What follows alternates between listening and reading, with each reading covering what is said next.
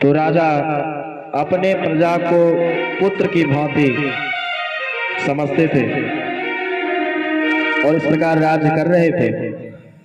तो उनकी जो रानी थी उनका नाम सैव्या था।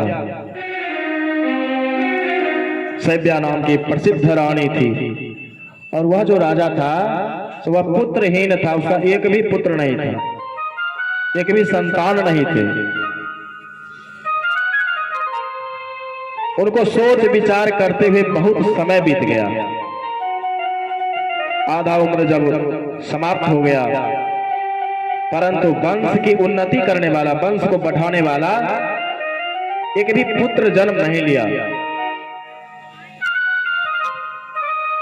बहुत दिनों तक राजा धर्म चिंतन में लगे रहे, यज्ञ अनुष्ठान जप इत्यादि करवाते रहे, पूजन पाठ इत्यादि सभी करवाते रहे।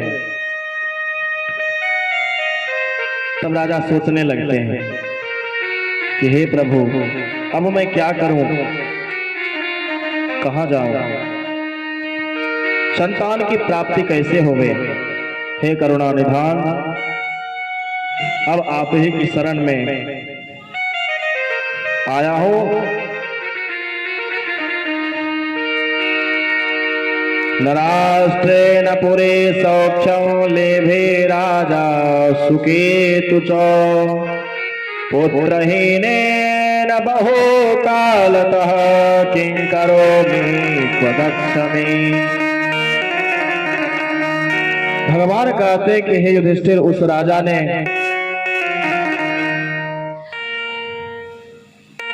अत्यंत दुखमय जीवन बिताना शुरू कर दिया। उस सुकेतुमान राजा को राज्य और उसके नगर में कहीं भी सुख नहीं मिलता था। अपनी सैव्या रानी के साथ प्रतिदिन दुखी रहने लगा। वे दोनों राजा रानी चिंता और शोक में मग्न रहने लगे। इस कारण राजा का तर्पण से दिया हुआ जल पितरों को उष्ण होकर के मिलता था, क्योंकि राजा तर्पण भी करते थे तो दुखी हृदय से करते थे। तो क्या हुआ कि पितर भी उनसे रुष्ट होने लगे।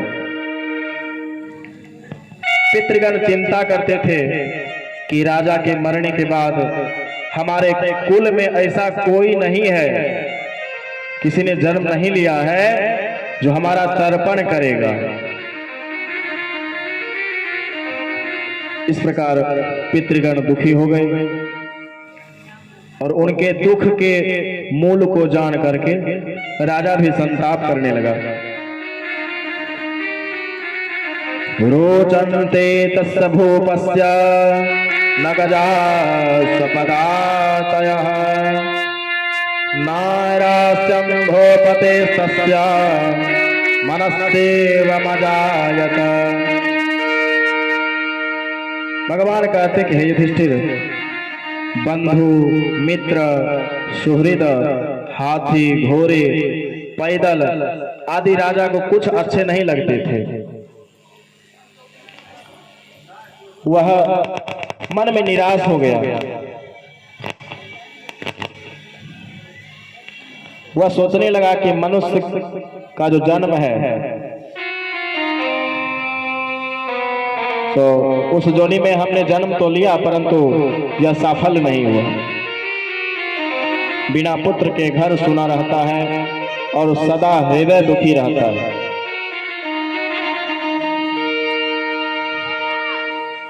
इसलिए मनुष्य को प्रयत्न करके पुत्र उत्पन्न करना चाहिए। जिनके घर में पुत्र है उनको इस लोक में यश प्राप्त होता है। अब कहते हैं पुत्र उत्पन्न तो करना चाहिए, पुत्र होना तो चाहिए, परंतु पुत्र कैसा होना चाहिए? तपस्या पुत्रो, संसार में 6 सुख, अर्थागमो नित्य आरोग्यता च प्रिया च भार्या प्रियवादिनी च वस्यश्च पुत्रोऽर्थकरी च विद्या।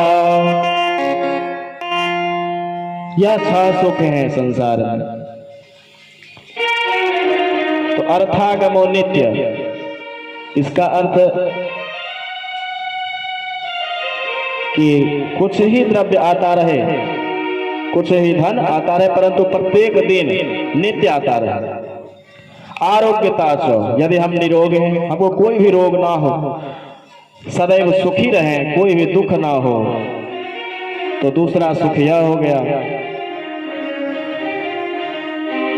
प्रिया च भार्या, पत्नी कैसी हो? तो प्रिय बोलने वाली, प्रियवादिनी च, जो प्रिय बोले, या नहीं कि कटु वचन बोले। तो प्रिया च भार्या प्रियवादिनी च।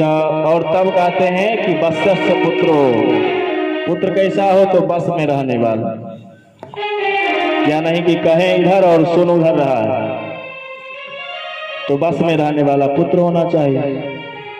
वस्यस्य पुत्रो और अर्थकरी च विद्या, विद्या कैसा हो?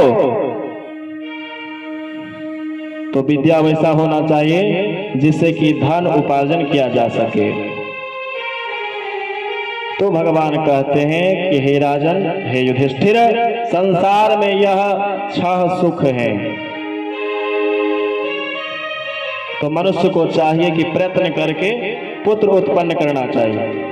जय पुत्राणां संपदो वापि विद्यायास्येति मे मतिः। एवं विचिन्त्यमानोऽसौ राजा सर्वं लब्धवान्।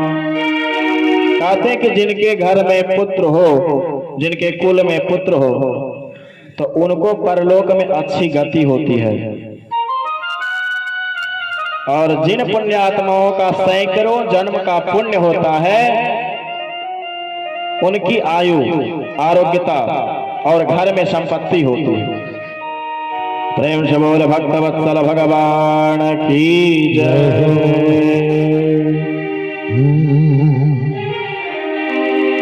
कर ले कमाई ऐसी जो साथ जा सके।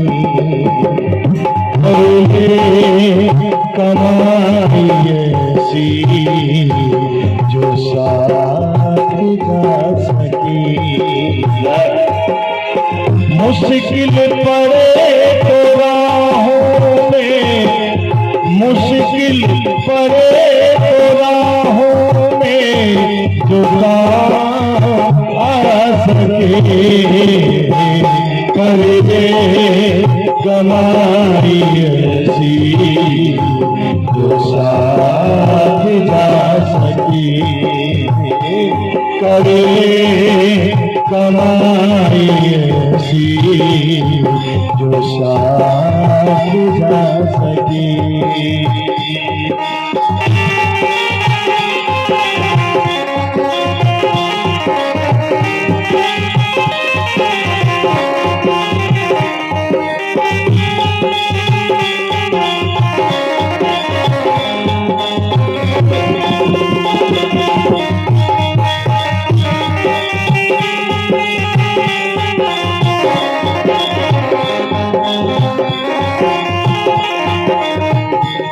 और कहना है, दुनिया की चकाचौंध में मन को लगा लिया।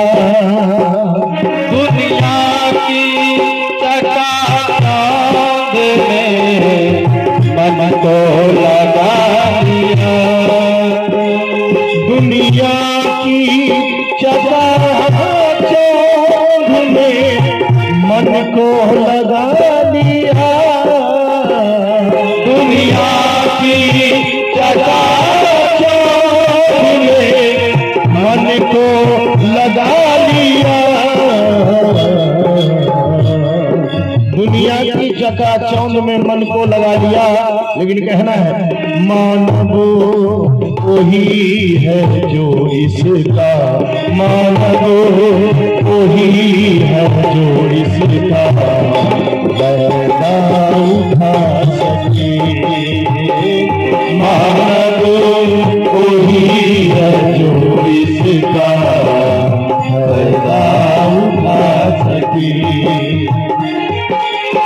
मुश्किल पड़े तो राहों में, मुश्किल पड़े तो राहों में जो काम आ सके कर ले कमाई ऐसी जो साथ जा सके, कर ले कमाई ऐसी जो साथ जा सके। बोल वृंदावन बिहारी लाल की जय। तो इस प्रकार राजा बड़ा ही दुखी रहने लगते हैं।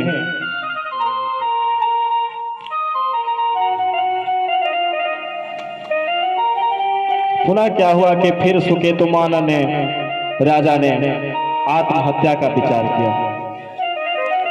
चिंतित तो था ही, अब उसको जब एक भी उपाय ना सूझी तब उस राजा ने सोचा कि अब मैं प्राण दे दूं उसी में भलाई है।